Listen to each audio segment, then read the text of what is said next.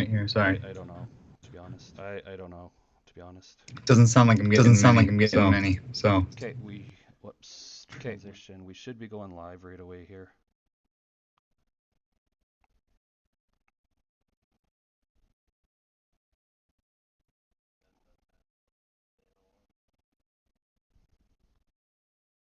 Okay, starting soon. I think we're live. All right, I don't think anyone can hear us yet. I don't know if there's anyone in the live chat, but we can tweet out we're live, and then I'll run an intro, and then we'll just get going. How do I minimize? Oh, and I gotta turn that down. I don't want feedback coming through, but I want to see what's going on. All right, do I have a Twitter open? Does anyone have a Twitter? Charles, do you want to post in Discord we're live, and I will try and hit Twitter.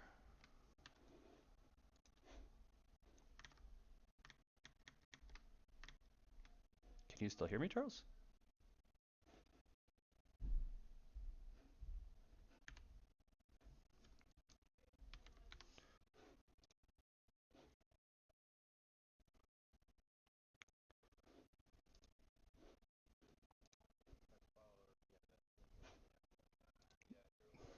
No, I don't have. Yeah, I don't have to link anything. Sorry, I was just alt tabbing and alt F forward.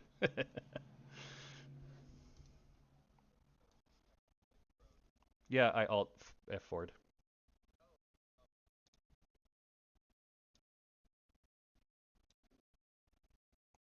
I think we should be good though. All right. You guys ready to go? I guess we'll just try and get her done and out of the way. Okay, I just need to see what's going on. Just killing anything I have in the background, so maybe my Discord's closed, so Charles, you might have to check mod chat from Blood to figure out what we're doing with the veteran giveaway.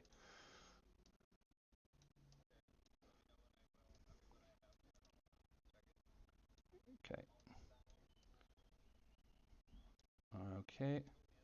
No, it's just the starting soon screen for them. I'm going to run the intro right now and we'll be good to go. So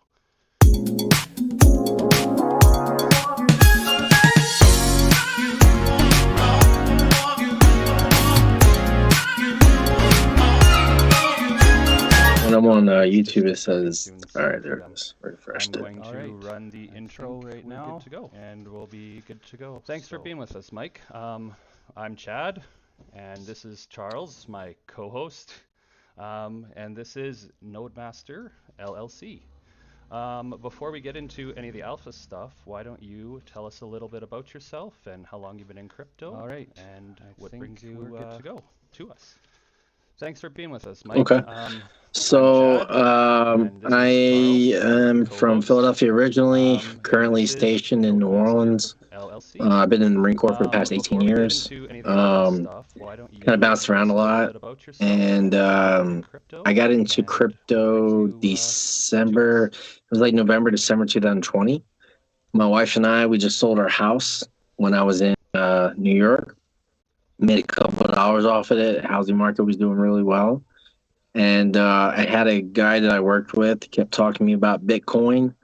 So I decided to look at Bitcoin and start investing. So I did purchase Bitcoin. And then I found out that there were other coins. So I started doing some research. And I, oddly enough, jumped into XRP December 23rd, 2020. The day after the lawsuit dropped. I rode that up, made some money off of it, and then I eventually got off of Coinbase, and I found my way into DeFi. So ever since then, I've been really focused on passive income projects and just trying to do my best to make some gains and take care of the family. So you mentioned, and thanks for being with us. Welcome everyone to Alpha's After Dark, or Alpha After Dark. It's just going to be a weekly talk show with Chad and myself. Just Chad and Charles breaking down Alpha, any new announcements. We're going to have new guests every week. And this week we're lucky enough to have Mike with us. Mike, you're an active member of the Marines. What made you decide to serve your country? I mean, I wish I had like this cool story about something I've always wanted to do, but the reality is that I joined by accident. So I dropped out of high school. I was working some jobs, and I was doing electrical work. I was a mechanic for U-Haul, bounced around a lot, never really found anything I was interested in.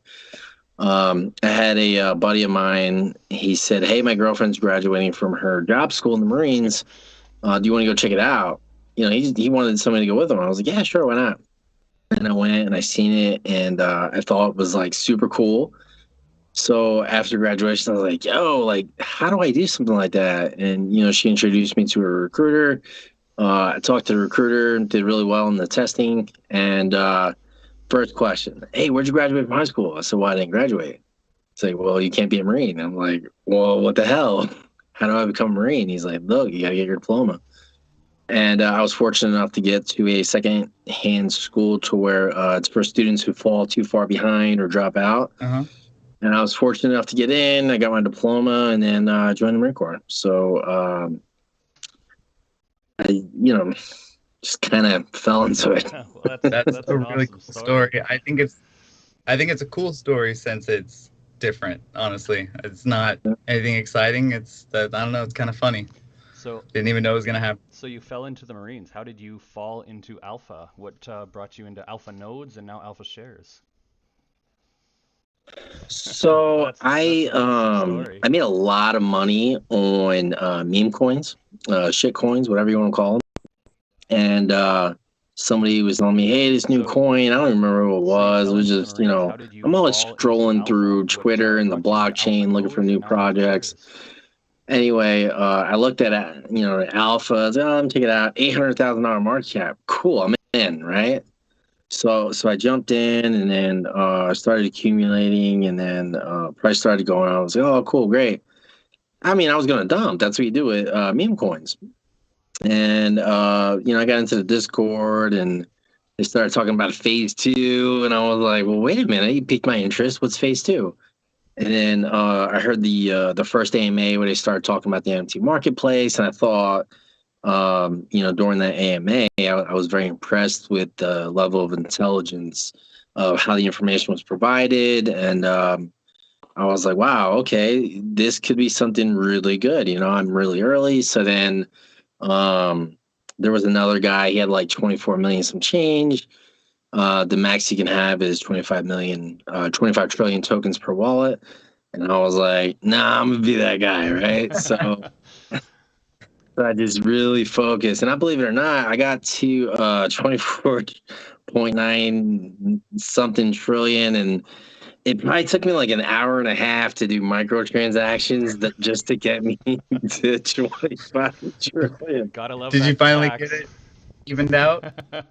I did. Yeah, I got it all hooked up, and then when you think about a NFT marketplace and where NFTs are going, to me, the way I look at it, that's a solid passive income source. That's utility. Gotta love that. NFTs are going to be a big deal, right? What is going to be NFTs in the future? You're going to have real estate, stocks. I mean, what is not going to be an NFT in the future? And immediately, for me, knowing what's coming, I'm like, of course I want to get into the ground floor. There's going to be a solid utility-driven passive income source over time. This is going to start off, I'm going to make $1 million. Absolutely not. I'm not expecting it. It would be nice. Who doesn't want it? But I do see the long-term prospect of what this could be. So that's what kept me around. And, I just accumulated, got my first wallet, and I was like, all right, cool. Now what?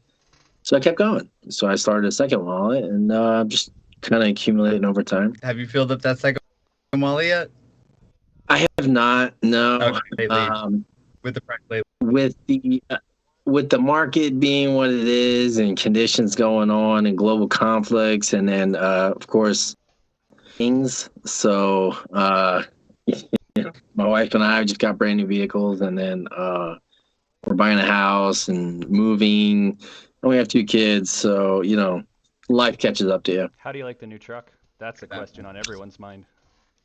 Oh, God, man, it's terrible until I get in. I turn it on. And, you know, it's just, you know, coming from a car, I haven't been in a truck in a while, and it's lifted, and, you know, it's got 37s and such a different world. And it's got a Power Commander on it, which, you know, I was looking at some pros and cons on Power Commanders. You know, people are like, oh, it's worthless. No. What's that, if you don't mind explaining? What is that exactly? So Power Commander is a small upgrade that you can use, and basically, instead of having to, you know, put the accelerator pedal all the way to the floor, you just basically got to hit it smaller accelerator push in order for it to reach a higher speed. But it also has the ability to mess with the fuel intake. So, you know, a lot of your sports cars, they have comfort mode, a sport mode, a sport plus mode. Well, I had the same thing on the Power Commander. And for me, I was driving around on Eco for a little while. I was like, you know, it's a truck. What do I need to drive around for, right? And you're driving around, like, okay, cool. And then the one day, I figured out how to, you know, Bluetooth into it. And I was like, all right, let me just put it on sport mode for a little bit. Immediate difference. Immediate. That's awesome. It's got some pickup. So you're obviously very busy with the Marines. I know you're a husband and a father additionally. You're also a fitness enthusiast, of course, being in the Marines makes sense. It comes with the territory. So how do you find time for DeFi? For research, for aping into coins, aping into alpha? How do you find time for it? So initially, I guess you can say I cheated because I was in a transition from moving from New York to here in New Orleans, and we sold our house, and I was told that I was going to get orders and move next month. I was like, oh, okay, I'm going to go spend time with family. So she took the girls and went and go see her mom, and then 1 month turned into 10 months, and I literally had nothing but time. So I really just dove in and was researching and really looking for new projects. You know, now that, you know, as we're here, I don't have the same amount of time, but my wife is, she's kind of like my superhero. So, you know, she sees when I'm like, she's like, babe, if you need to go research, you know, whatever, 'cause, you know, she knows it's for us. So it is tough, but I can't put the same amount of hours that I used to. But fortunately, I was able to kind of fine tune that process of how I do my research to where, you know, I can kind of wave top now and see things. You know, those projects that I'm not concerned about, like, you know, this isn't going to rug. I'm fully confident in the team. You know, Alpha, for example, right? To be completely honest, I'm not truly focused on what you guys are doing every single day. My faith and confidence is in my investment, and I'm not really concerned. You know, I'm more looking at some of the other projects I'm invested in to find out, like, all right, do I need to pull, you know, today? Like, you know, what the hell's going on over here? Like, house is falling apart. So, I mean, that's a good sign, right? When you don't have to keep up with the day to day, that's a good sign. Yeah, it's a very reassuring, you know, thing. So, I would definitely say thank you guys for, you know, putting in the work that you put in. So, just the NFTR alone, I mean, these freaking Apex NFTs are really sick, especially that Ghost Wolf, you know? Oh, they did a great job on those. Really amazing. Absolutely. Amazing work. Have you ever thought about doing your own DeFi project, like maybe your own NFTs or anything? So NFTs aren't exactly my thing. Not at the moment, mainly the art aspect of things, but maybe being involved with a project in the future. I just don't know ever thought about doing your own DeFi in what project, role. like maybe your own NFTs or anything? I would have to be retired in order to get involved, just because, you know, I do have a lot going on. But maybe once the kids get a little bit older and dad's not so cool, maybe I'll have some time, but I'm hoping to be cool for a while. You got to take advantage of it while it lasts, man. You got to be that cool dad while it lasts. Because once it's gone, I hear it's gone for good. I'm not a father myself, but I remember how it was. Well, my oldest put on a baseball glove today for the first time, and we're playing catch back and forth, and she was like, ah! So I'm holding on to that. That's adorable. That's great. Yeah, no. So AlphaShares recently launched their white paper, and you've seen sneak peeks of the marketplace, the Apex, I'm sure, or you already said you've seen some of the Apex. Which is your favorite so far? And what do you like most about the approach that we're taking to the marketplace itself? Like, what, I guess if you had to pick one feature, what's your favorite feature for the marketplace itself? And then, yeah, what's your favorite Apex so far? I would say my favorite feature is the ability to go across chain.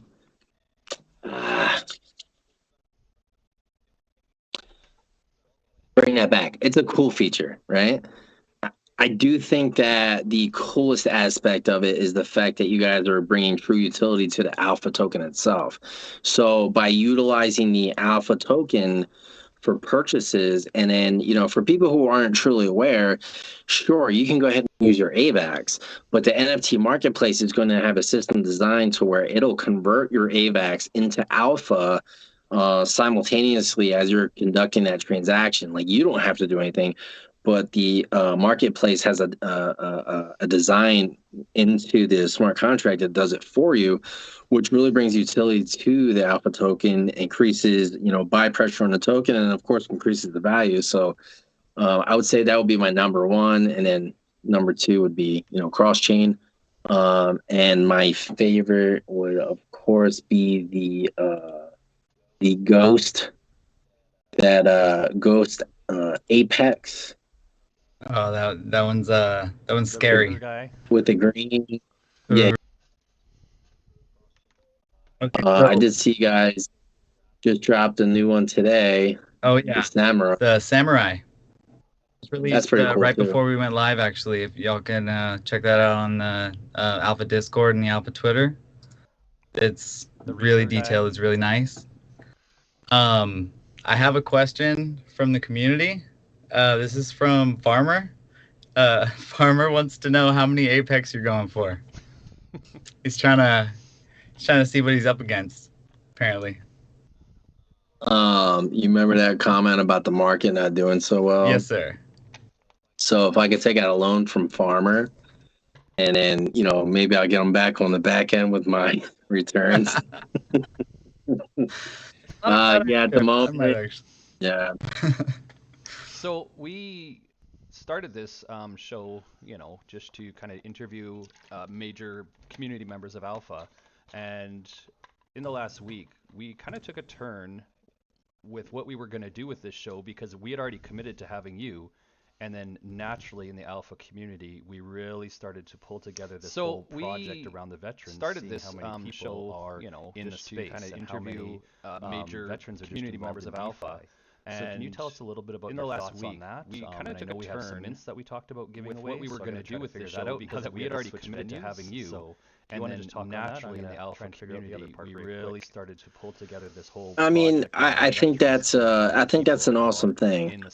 You know, sure, there's some bias behind it because I'm in the military, but realistically, when you think about, you know, a person saying, you know what, yeah, I am going to serve my country, you know, regardless of whether it's the United States or any other country, I am going to serve my country.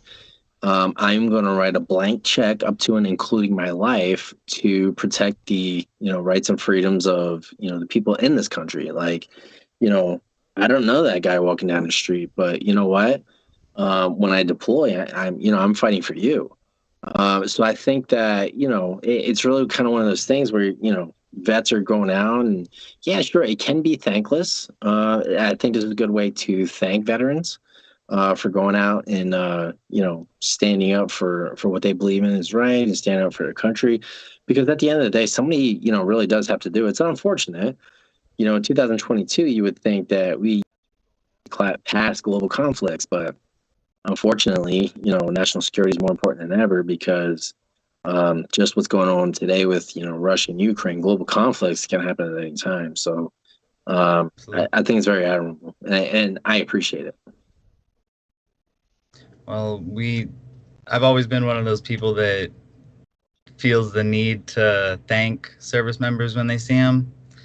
And now more than ever, because I feel like just not enough respect is given to the military community. You're, like you said, you're signing a blank check, and what you're putting up, your leverage is your life, and that's not something that a lot of people would do. So I've always been somebody to say thank you for your service, so I feel inclined to say thank you. It's really awesome having someone like you supporting Alpha. You can kind of be like the face of the holders almost. I know you don't want to be, but we've kind of made you that already.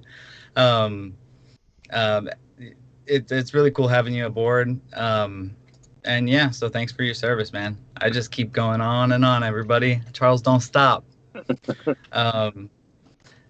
Okay, so what would you tell a new holder looking to get into the DeFi space, or even getting into Alpha itself? What would you tell a new holder?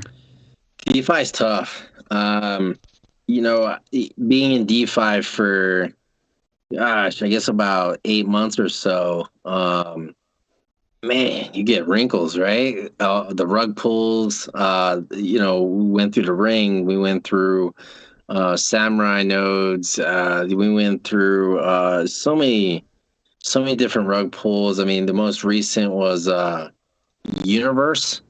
Yeah, Caddyverse. She fell asleep and woke up and rugged everybody. It was weird. But then there's projects that fail, right? Whether they lose, investor sentiment, or whether the Bitcoin just dumps because of global conflicts, or whatever the case might be. But for anyone new getting into DeFi, I would say, definitely do your research. But I think that Discord's a good way to really see if a project can run a community, right? If you get into a Discord and, there's positive sentiment, there's good conversation, people are getting along, questions are entertained, legitimate questions being answered, not just FUD, right?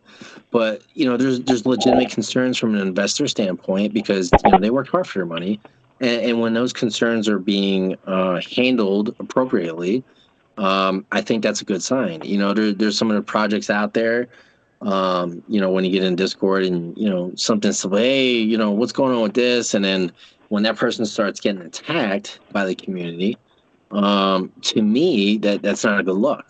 And I've been victim to that a lot in a lot of Discords, and I left a lot of Discords because if I can't speak freely as an investor, if I have no value, then at that point, I'm just going to dump every single chance I get, because I don't feel like I'm appreciated enough. So I'm going to take whatever profits I can, regardless of who it's concerning, and I'm just going to go from there. So I think anyone getting new to the DeFi space, get investors, hey, get a second opinion, right? I would rather ask somebody, to feel like, I don't want to feel like I'm annoying somebody. Look, I don't care. Get a second opinion. I've been around for a little while. I'm not like a veteran by any means. When it comes to DeFi, I still ask people, hey, what do you think about this project? Hey, what do you think about this? There's no shame in that. I'd rather ask the question than lose my money. And my DMs are open. I get DMs all the time. People ask me, hey, I was looking into this project. Would you mind checking it out? Yeah, sure, no problem. I may not be investing in it. I might say, hey, look, everything, seems pretty good. I didn't deep dive, but everything seems pretty good to me. Or save your money. I would not touch this. So yeah, getting a second opinion from someone, an unbiased opinion, is always a good thing. The hardest thing about that, as a somebody entering the crypto space, when they ask me questions, I'm hesitant now.